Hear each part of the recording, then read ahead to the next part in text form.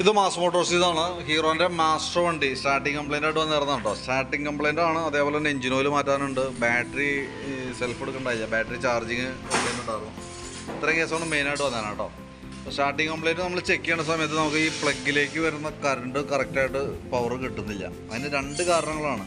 ഒന്ന്, നമുക്ക് ഈ HT കോയിൽ ചെറിയ കംപ്ലൈൻറ്റ് ഉണ്ട്. HT കോയിലിൻ്റെ എന്ന് പറയുമ്പോൾ ഈ ഭാഗത്തൊക്കെ ചെറിയൊരു ഷോർട്ടേജ് കാണിച്ചു കൊടുക്കുന്നത്. ഇവിടെ ഈ കണ്ടീഷനിൽ നിൽക്കുന്നത് കൊണ്ട് തന്നെ ആ ഭാഗം എർത്തിങ് കാണിക്കുന്നുണ്ട്. മെയിനായിട്ട് നമുക്ക് കറണ്ട് സപ്ലൈ കിട്ടാത്തതിൻ്റെ കാരണം എന്ന് വെച്ചാൽ ഈ ഇരിക്കുന്ന CDI എന്ന് പറയുന്ന ഈ യൂണിറ്റാണ്. ഇതിൻ്റെയാണ് ആ കംപ്ലൈൻറ്റ് കാണിക്കുന്നത് കേട്ടോ. അപ്പോൾ അത് നമ്മൾ മാറ്റി വെച്ചാലാണ് നമുക്ക് ആ കംപ്ലൈൻറ്റ് റെഡി ആവുള്ളൂ. അതിൻ്റെ റേറ്റ് വരുമ്പോഴത്തേക്ക് നമുക്ക് 1105 രൂപ നമുക്ക് ആ CDI യൂണിറ്റിൻ്റെ റേറ്റ് വരാം. അതായത് ഈ ഇരിക്കുന്ന ഈ പാർട്സാണ് നമുക്ക് വന്ന CDI എന്ന് പറയുന്ന യൂണിറ്റ്. 1105 രൂപയാണ് നമുക്ക് അതിൻ്റെ റേറ്റ് വന്നത് കേട്ടോ. HT coil, high tension coil എന്ന് പറഞ്ഞാൽ ഈ കോയിൽ മാറുന്നതിൻ്റെ കാരണം എന്ന് വെച്ചാൽ ഇതിവിടെ ഈ കാണിക്കുന്ന കംപ്ലൈൻറ്റ് കൊണ്ടാണ് നമ്മൾ ഇത് മാറുന്നത്.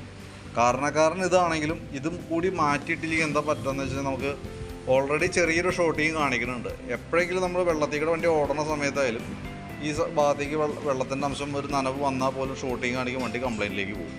അതാണ് മെയിനായിട്ട് നടക്കുന്നത് കേട്ടോ. പിന്നെ കുറേ നേരം സെൽഫൊക്കെ അടിച്ചത് ഈ പ്ലഗിൻ്റെ ഭാഗവും കാർബൺ നല്ല രീതിയിൽ വന്നിട്ടുണ്ട് സ്റ്റാർട്ടിങ്ങിൻ്റെ പ്രശ്നം. അപ്പോൾ നമുക്ക് ഈ ആ സെക്ഷനാണ് ക്ലിയർ ചെയ്താലാണ് അത് കറക്റ്റ് ആവുള്ളൂ. പ്ലഗ് മാറ്റിയിടാം, ഈ HT കോയിൽ മാറ്റാം, ഈ CD യൂണിറ്റ് മാറ്റാം. അപ്പോൾ സ്റ്റാർട്ടിങ്ങുമായി ബന്ധപ്പെട്ട കംപ്ലൈൻറ്റ് റെഡി ആയിക്കോളും.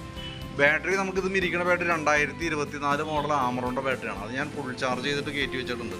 ബാറ്ററിക്ക് വേറെ കംപ്ലൈൻറ്റ് ഒന്നും ഉണ്ടായില്ല. നമ്മളിപ്പോൾ ഈ പ്ലഗിലേക്ക് കറണ്ട് വരുന്നില്ല, CDI കംപ്ലൈൻറ്റ് ആയതുകൊണ്ട്.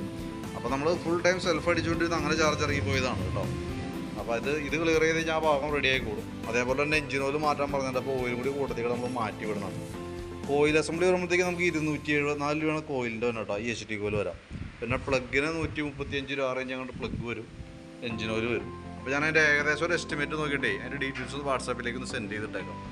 അപ്പോൾ വീഡിയോ ഒന്ന് കണ്ടുകഴിയുമ്പോൾ തന്നെ ഒന്ന് റിപ്ലൈ ഇട്ടേക്കണം കേട്ടോ. കാരണം അതനുസരിച്ചിട്ടാണ് നമുക്ക് വർക്ക് കംപ്ലീറ്റ് ചെയ്യാൻ. അപ്പോൾ വീഡിയോ എസ്റ്റിമേറ്റ് അടക്കം വാട്സാപ്പിനകത്തേക്ക് സെൻഡ് ചെയ്തിട്ടേക്കാം. ഓക്കെ.